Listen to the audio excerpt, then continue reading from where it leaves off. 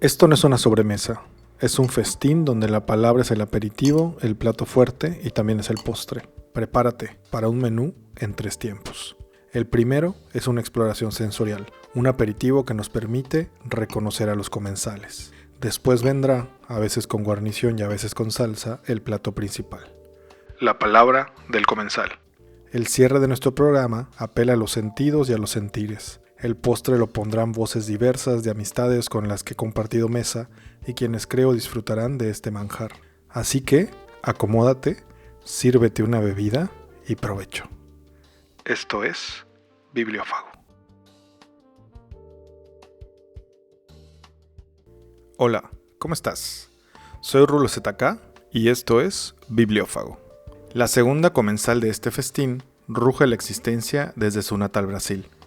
En su cuenta de Instagram, Michelini Berunsky se describe con 3 palabras: escritora, feminista y onza.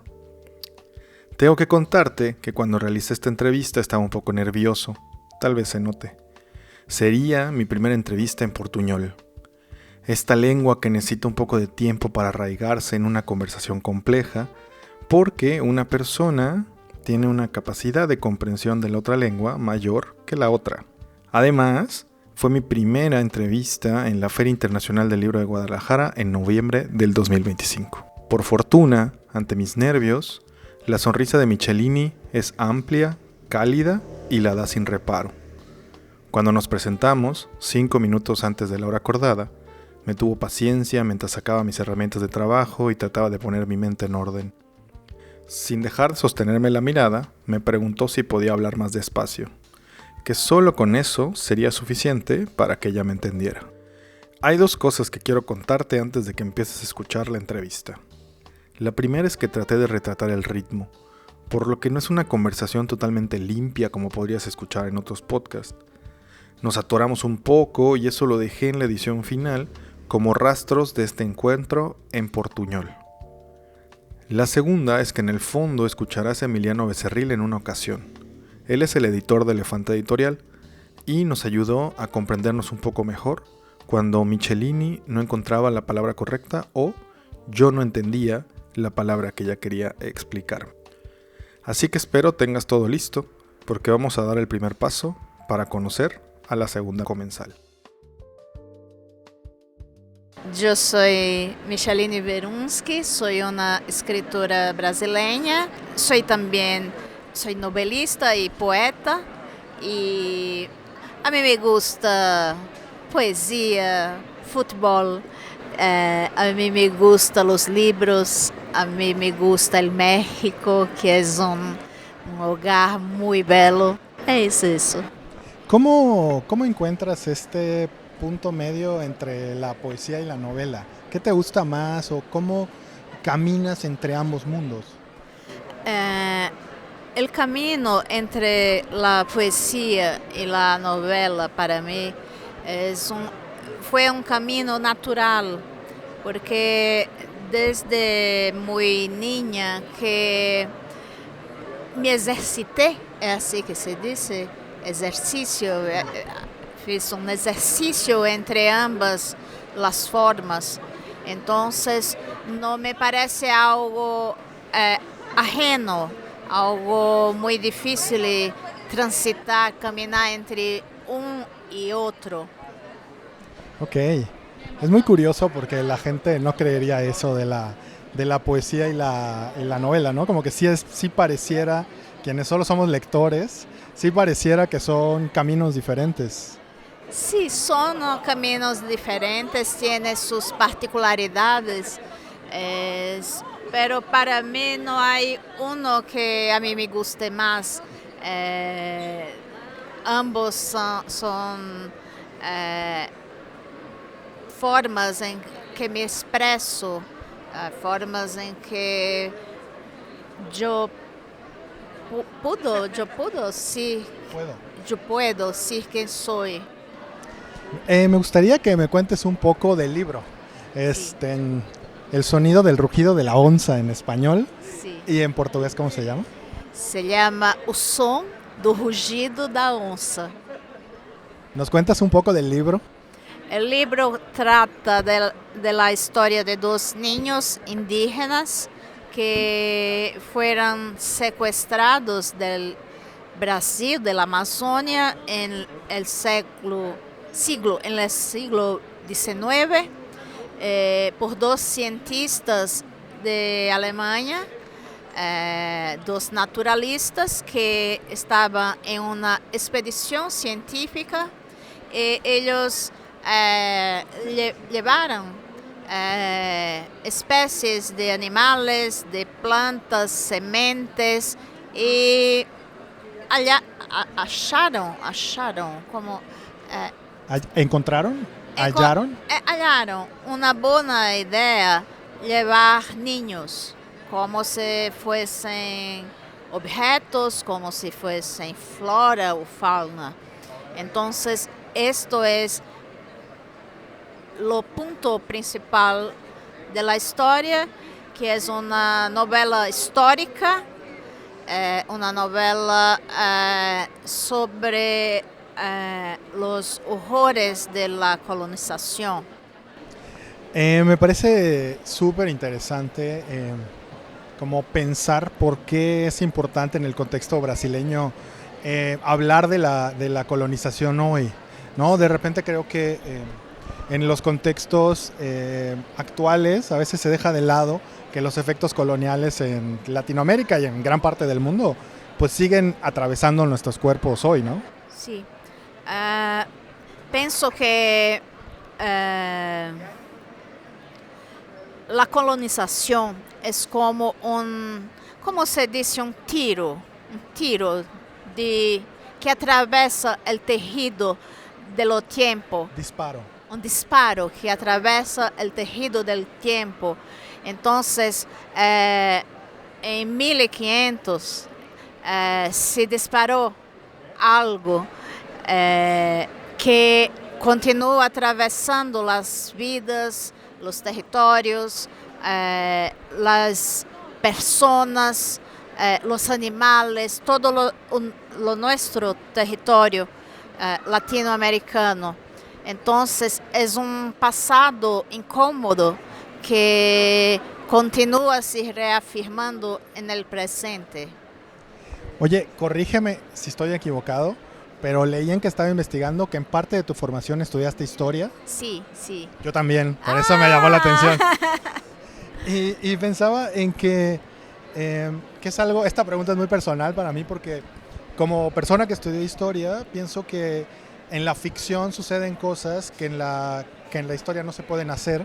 Sí. Entonces quisiera saber como tu visión a través de tu obra, en este caso de la novela, cómo lo que está sucediendo en la novela no puede ser narrado de la misma manera que en una ficción. Sí. Ayer una escritora brasileña dijo una cosa muy interesante, que fue que la historia no da cuenta de hablar de todo, en especial sobre las vidas borradas. Entonces, la ficción muda la historia, cuenta lo que fue silenciado, da nuevas posibilidades de existencia a aquellos que son considerados subalternos. Entonces, pienso que es un papel muy poderoso de la ficción y en especial de la ficción histórica. Pensé mucho en el lugar de enunciación, lugar de falar, ¿no? Sí, sí, en Brasil decimos lugar de fala. Sí. Yo leí un texto de Yamila Ribeiro. Jamila Ribeiro. Es el Sí, lugar sí. de falar. Cuéntame algo, en el proceso de traducción al español decidieron dejar la palabra onza en lugar de la palabra jaguar. Sí. Cuéntame de eso. Hay la palabra onza en el vocabulario español, pero no es mucho utilizada. Entonces, el traductor, que es un gran tradutor cubano. E eu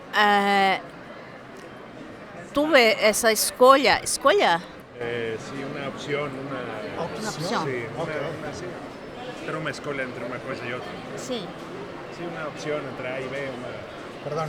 Sí, una opción. Una opción entre ellos. Ok.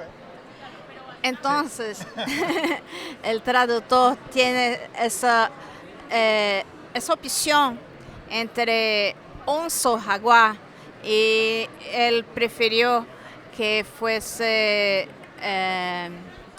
onça, muy embora sea una palabra en desuso en el español, y por se tornar más fiel al original.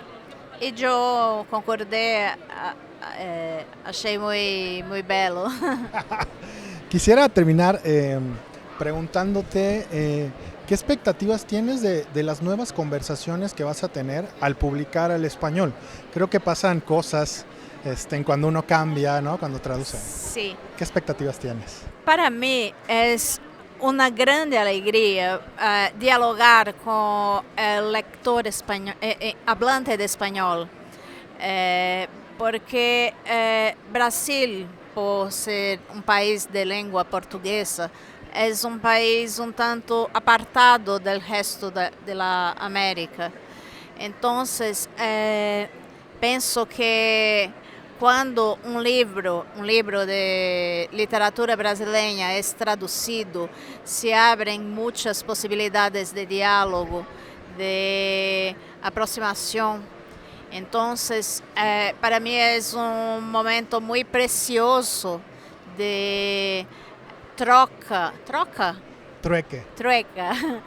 de trueca y de aprendizaje, porque este continente es mayoritariamente un continente de hablantes del español, y eso es muy bello, eso es muy rico, com todas suas particularidades, com todas suas linguagens indígenas que atravessam esses países.